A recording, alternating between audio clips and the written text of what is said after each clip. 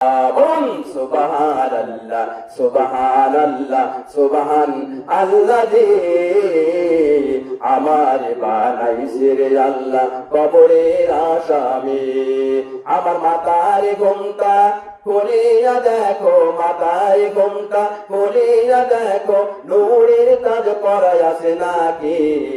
রসুলকে জিজ্ঞাসা করো, রসুল আমার জামিন নাই নাকি? বলুন সুবহানাল্লাহ সুবহানাল্লাহ সুবহান আল্লাহ জি আমার বানাইছে আল্লাহ কবরের আসামি। বলুন ঠিক কিনা?